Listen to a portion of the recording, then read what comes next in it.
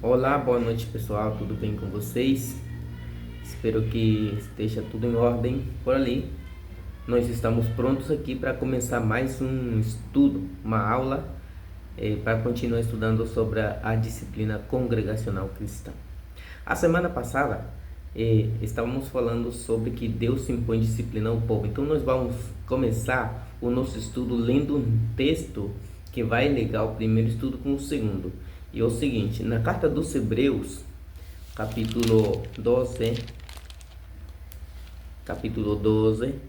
versículos 7 e 8 diz o seguinte: se suportais a correção, Deus vos trata como filhos, porque que filho há a quem o pai não corrija? Mas se estáis sem disciplina, da qual todos são feitos participantes, sois então bastardos e não filhos. Essa passagem aqui está nos ensinando que Deus nos faz participante da sua disciplina. Então, os cristãos estamos dentro da disciplina, estamos participando daquela disciplina do Senhor dentro da igreja. Então, hoje nós vamos ver os tipos de disciplina que existe, né, dentro da congregação de Cristo. A primeira delas, vamos estudar duas, né? A primeira delas é a disciplina instrutiva. A disciplina instrutiva é aquela que é aplicada pelo ensinamento. Quando nós ensinamos as pessoas, nós estamos instruindo as pessoas. Estamos dando todas as coisas que a pessoa precisa conhecer para andar pelo caminho certo. Na verdade, agora, quando o Senhor Jesus ele falou com os discípulos lá em Mateus capítulo 28, que é um texto que já limos muitas vezes, 28, 20. Mas vamos lá, vamos ler no livro de Mateus capítulo 28, 20. Mateus capítulo 28. Já pegar a sua Bíblia e vai conferindo os textos que nós estamos lendo aqui. Mateus capítulo 28 e no versículo 20.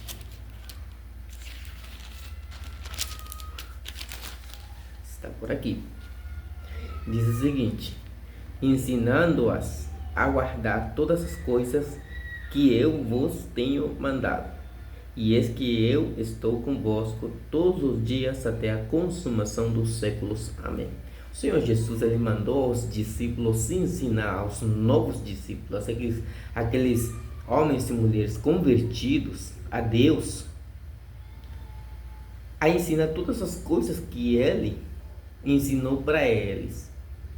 E para esse trabalho, Deus mandou o Espírito Santo para que os apóstolos eles conseguiram lembrar de todas as coisas que ele falou. Porque uma pessoa não pode saber todas as coisas que aprendeu em 3 anos. Muitas coisas vai esquecer, mas Deus deu para eles o Espírito Santo para eles lembrar de todas essas coisas. Então eles trouxeram aquele ensinamento para os novos convertidos. Se nós vamos lá, por exemplo, no capítulo 2, versículo 42 do livro de Atos,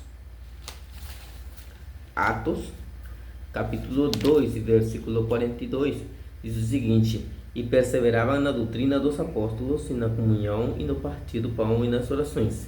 Perseveravam na doutrina dos apóstolos, ou seja, doutrina é ensinamento. Eles perseveravam no ensinamento dos apóstolos. Eles estavam aprendendo todas as coisas que os apóstolos estavam ensinando para eles. Também no capítulo 11, versículo 26 do mesmo livro de Atos, aqui pertinho, um pouquinho para frente, nós encontramos o capítulo 11, versículo 26.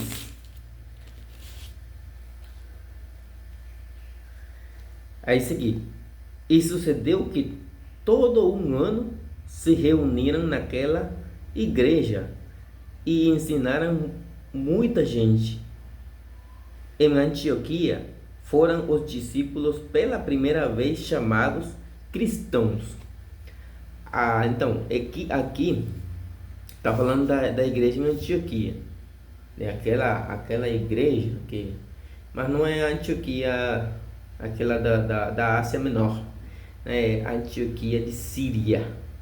Tem duas Antioquias. Tem a Antioquia de Síria e tem a Antioquia de Pisídia, que a Pisídia é uma cidade na qual o apóstolo Paulo, na sua primeira viagem, ele estabeleceu a congregação lá na Antioquia da Pisídia. Então, aqui está falando da Antioquia da Síria. Eles ficaram um tempo aqui naquele lugar, ensinaram a muitas pessoas, muita gente fala, e a eles foram chamados de cristãos pela primeira vez naquela cidade, tá bom? Então, esse processo de instrução é necessário porque não se pode corrigir uma pessoa se primeiro não é ensinado nas coisas.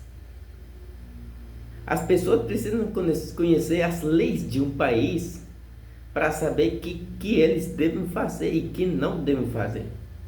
Um exemplo: numa empresa, o funcionário ele deve conhecer as regras internas daquela empresa para saber o que deve ele fazer e que não deve fazer. Quais são os deveres e os limites que tem na sua área, né? Aí quando ele pula aquelas regras, o funcionário é punido, então, ou é sancionado, no caso, né? Por quê? Porque ele, mesmo conhecendo as regras daquela empresa, ele transgrediu as regras, entendeu? É assim, quando o homem e a mulher entram na igreja, então nós temos que aprender a doutrina do Senhor, a doutrina de Cristo, aquela doutrina que Deus deu para Jesus, que Jesus deu para os apóstolos e que os apóstolos deixaram para nós. É isso que nós devemos aprender, porque no ensinamento que eles deixaram para nós está contida a disciplina. Essa é a disciplina. Então, quando uma pessoa obedece e é acrescentada na igreja, imediatamente está participando da disciplina do Senhor. Ok? Outra coisa bem importante: essa disciplina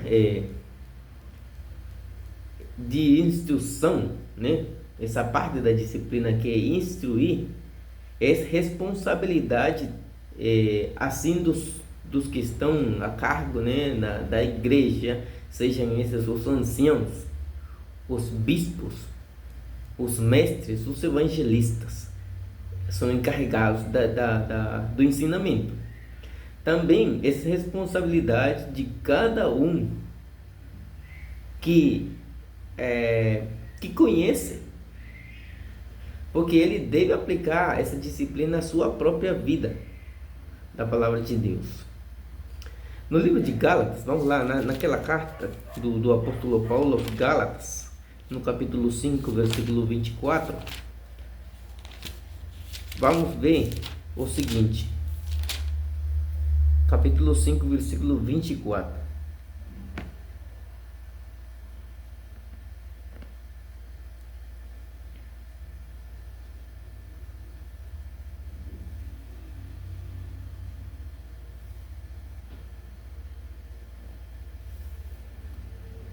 Diz assim: e os que são de Cristo crucificaram a carne com as suas paixões e concupiscências. Então cada uma pessoa é responsável de guardar a sua disciplina, né? De guardar o ensinamento. É responsável também de aprender, porque que nem eu falei naquele estudo que estamos falando da igreja, né? Que os que ensinamos temos uma responsabilidade muito grande. Mas aquele que aprende, aquele que está no lugar de ouvinte, tem uma responsabilidade muito grande também. Essa pessoa tem a responsabilidade de ouvir com atenção. Por quê? Vai depender muito do jeito que a pessoa escuta as coisas, que ela vai agir, né? Na hora da prática da disciplina do Senhor. Entendeu? Então, é responsabilidade de todos na igreja, não só daqueles que estão na frente. Na primeira carta dos Coríntios, capítulo 9, vamos ver, capítulo 9, versículo 25 e 20 até o 27. Capítulo 25 diz assim: e todo aquele que luta, de tudo se abstém. Eles o fazem para alcançar uma coroa corruptível, né? Nós, porém, uma incorruptível. Pois eu assim corro, não como uma coisa incerta, assim combato, não como batendo no ar. Antes, subjugo o meu corpo e reduzo a servidão, para que, pregando aos outros, eu mesmo não venha de alguma maneira a ficar reprovado. Então, a disciplina, né, quando a pessoa aprende, olha com atenção, presta atenção nisso aqui. Quando nós aprendemos o mandamento de Cristo, nós devemos aplicar na nossa vida, e a nossa responsabilidade também ensinar para os outros. Tá entendendo? Não é só daquelas pessoas que estão na frente da igreja, que é uma tradição, que tem líderes dentro da igreja, né? Mas cada um é responsável na igreja. Por isso que a disciplina, quando não é entendida desse jeito assim, que nem Deus ele quer que nós compreendamos as coisas, aí temos um problema muito grande na igreja. Porque as pessoas acham que só os líderes podem corrigir os irmãos. E eu fico do lado, fico no meu canto e não me importo com os meus irmãos. Ali cabe a hipocrisia, que é pecado. Então, nós temos que agir da forma certa, conhecendo a nossa responsabilidade dentro da igreja. Tudo bem. Uma coisa bem importante é que a disciplina instrutiva é de natureza preventiva. Por quê? Porque quando nós recebemos o conhecimento, nós estamos sendo advertidos do erro. Nós recebemos o conhecimento certo para não errar. Então, algumas pessoas falam que tem disciplina instrutiva e disciplina preventiva. Mas a mesma disciplina instrutiva, a própria instrução é preventiva. Porque, por exemplo, a Bíblia fala para mim, Deus fala para mim, que o batismo tem que ser por imersão ou submersão. Agora, se eu conheço isso e eu faço de outro jeito, então ali tem um erro. Eu já estava advertido, já estava avisado que o meu batismo tinha que ser por submersão, mas eu fiz de outro jeito, né? Então, tem que ter muito cuidado com isso aí. Número 2, a disciplina corretiva. Então, temos a disciplina instrutiva e número 2, temos a disciplina corretiva, de correção. Essa disciplina é aquela que se aplica quando nós vamos corrigir nossos irmãos, que depois de receber o ensinamento oportuno oportuno, aquele irmão, aquela irmã errou em algum aspecto da vida cristã. Então, ali nós temos temos que atuar imediatamente para ajudar o nosso irmão.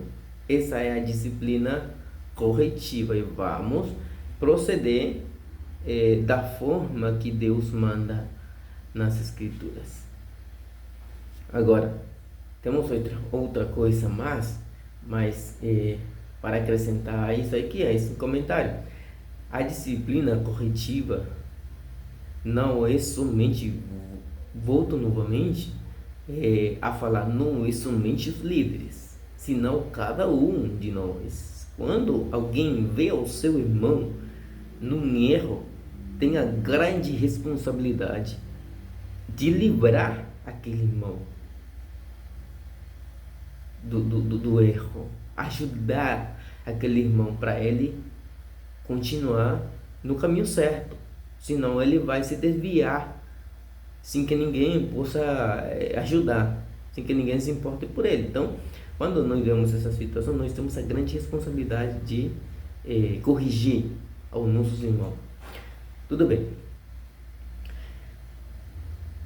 continuamos. Agora aqui temos outra coisa, que é o propósito da disciplina congregacional cristã. Pelo menos aqui nós vamos ver de forma simples, né, o propósito da disciplina, que é um propósito muito grande. A disciplina cristã tem como propósito fundamental, primeiro, destruir a carne ou pecado. E no caso que destruir a carne significa destruir o pecado, ou seja, salvar ao irmão que pecou. Vamos ver em Gálatas capítulo 5, em Gálatas capítulo 5, versículo 19.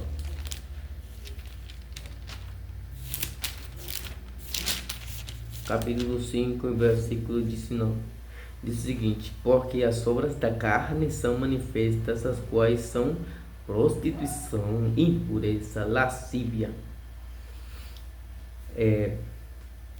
Tem mais no versículo 20 falando idolatria, feitiçaria, inimizades, porfias, emulações, iras, pelejas, dissensões, heresias, inveja, homicídios, bebedices, glutonarias e coisas semelhantes a estas, acerca das quais vos declaro, como já antes vos disse, que os que cometem tais coisas não herdarão o reino de Deus.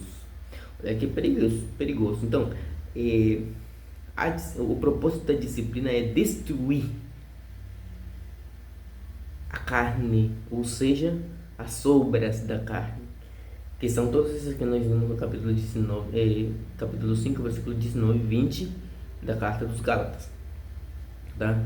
Então, a intenção na mente de todo irmão espiritual deve ser a mesma intenção de Deus. Nós temos que ter a mente de Deus. Na primeira carta aos Coríntios, capítulo 5, versículo 5.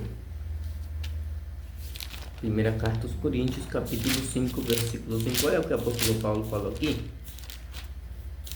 Primeira carta aos Coríntios, capítulo 5, versículo 5.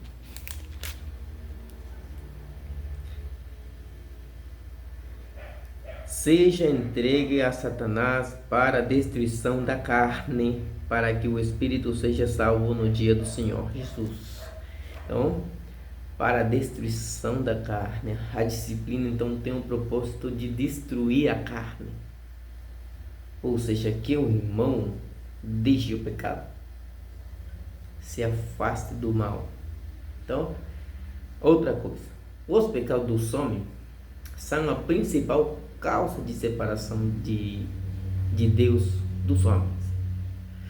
Quando essa causa seja destruída, o espírito dele voltará para Deus. a sua vida ficará corrigida. O profeta Isaías falou ao povo de Israel numa ocasião, e ele falava sempre para eles voltarem para Deus. Eles estavam na idolatria, né, na prostituição, muitas coisas erradas. E o profeta ele sempre falava para eles voltar para Deus. Capítulo 59 de Isaías, versículo 1 e 2, fala para eles voltar para Deus, né? Ele faz um chamado ao arrependimento, né? Então, o grande propósito da disciplina é cumprir a vontade de Deus, porque a vontade de Deus é salvar as pessoas, e que as pessoas se salvem, que as pessoas fiquem longe do pecado, que procurem a santidade, a justiça e o amor, né?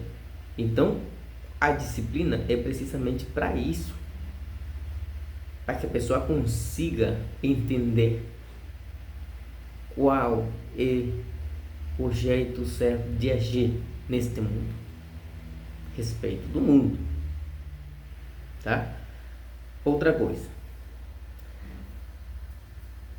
a disciplina tem o propósito de salvar a igreja da contaminação do pecado. Aqui no capítulo 5 da primeira carta aos Coríntios, no versículo 6, capítulo 5, versículo 6, o apóstolo Paulo estava julgando um caso de imoralidade, né, na igreja em Corinto. Então, aqui ele falava, aquele homem que cometeu esse erro, que caiu naquela falta, seja entregue a Satanás. Agora, no versículo 6, diz o seguinte: não é boa a vossa jactância. Não sabeis que um pouco de fermento faz levedar toda a massa? Ou seja, quando uma pessoa dentro da igreja peca, então a disciplina tem o propósito de salvar a igreja da contaminação, porque se aquele irmão fica naquela prática, ele vai contaminar outros irmãos. E é rapidinho, para a contaminação é rapidinho. O pecado é uma coisa que nem uma praga, né? Uma coisa bem complicada, pecado, né? Assim que outro propósito da disciplina é salvar a igreja da contaminação. O pecado que é tolerado é como a levadura, é como o fermento, né? Também falando levadura, é como o fermento atuando maliciosamente no corpo de Cristo. Lembre-se que a igreja é o corpo de Cristo. Agora, se um membro do corpo está doente, né, está infestado e não é tratado imediatamente, ele vai contaminar outras áreas do corpo. E é assim mesmo. Na igreja igual. Quando uma pessoa cai naquele erro, naquela falta, deve ser tratado imediatamente, para não contaminar o resto dos irmãos. Então é muito importante isso aí. O grande desejo de Cristo, né, é que a igreja se mantenha limpa, que seja uma igreja santa e pura, que não tenha nem mancha nem rugas, que fique longe do pecado. Como nós vamos lograr tudo isso? Como nós vamos conseguir essa limpeza? Por meio da palavra. A palavra tem poder para edificar.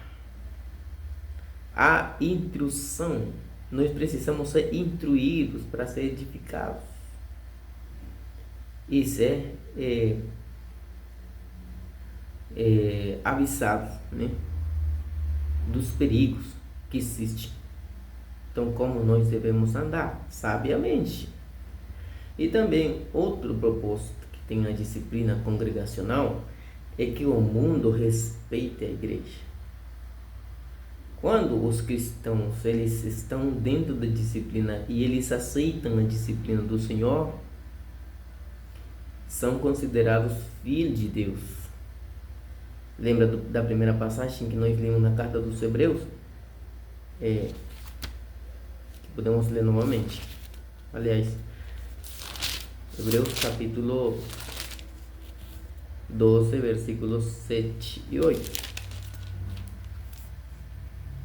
Se suportais a correção, Deus vos trata como filhos, porque que filho há a quem o pai não corrija? Mas se estáis em disciplina, da qual todos são feitos participantes, são então bastardos e não filhos. Entendeu? Agora, o mundo, são aquelas pessoas que estão fora da igreja. A igreja é uma só. Agora, aquelas pessoas que estão fora devem respeitar a igreja. Vamos lá. É o seguinte. No livro de Atos, capítulo 5, versículo 11. Livro de Atos, capítulo 5, versículo 11. Diz o seguinte, vamos lá.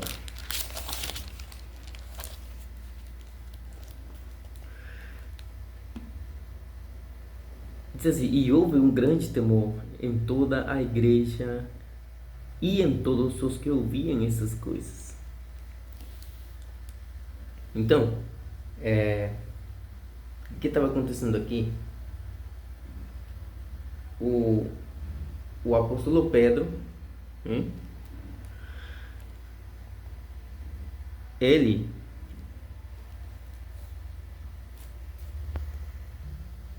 estava tratando o caso de Ananias, né? Ananias e a sua mulher Safira, que ele venderam uma propriedade em uma quantidade de dinheiro, mas eles tinham combinado entregar o dinheiro para a igreja, mas eles entregaram uma parte só. Daí falaram para o apóstolo Pedro que eles tinham vendido a propriedade em uma quantidade que não era. Então, aí se deu aquelas coisas e morreram na hora. Tanto Ananias como a sua esposa, eles foram mortos, né? Porque tentaram enganar o Espírito de Deus. As pessoas ouviram aquelas coisas e ficaram respeitando a igreja, porque a igreja é uma coisa séria, né? A igreja deve ser respeitada pelo mundo, porque é a igreja de Cristo, é a igreja de Deus, tá bom? No capítulo 5, versículo 13 e 14 tem os detalhes, né? 11, 13 e 14, tá bom? Então, pessoal, essa aula aqui que nós recebemos agora é curtinha. Praticamente hoje falamos somente dos tipos de disciplina e o propósito da disciplina. Em conclusão, a disciplina é um elemento fundamental da vida de cada cristão e da vida da igreja. Uma correta disciplina congregacional vai garantir uma boa relação com Deus, tá bom? É isso, pessoal. Eu quero agradecer a todos vocês que estiveram acompanhando o nosso vídeo e convido a todos para compartilhar esse ensinamento, para aprender conosco, estudar a palavra. Confere na sua Bíblia, pode conferir todas as passagens na sua Bíblia. Você vai ver que as coisas estão ali, tá bom? Então, pessoal, muito obrigado. Obrigado aos que estão também curtindo os nossos vídeos no nosso canal do Instituto e os que estão compartilhando nas outras redes sociais. Obrigado, pessoal, e uma boa semana para todos vocês, tá?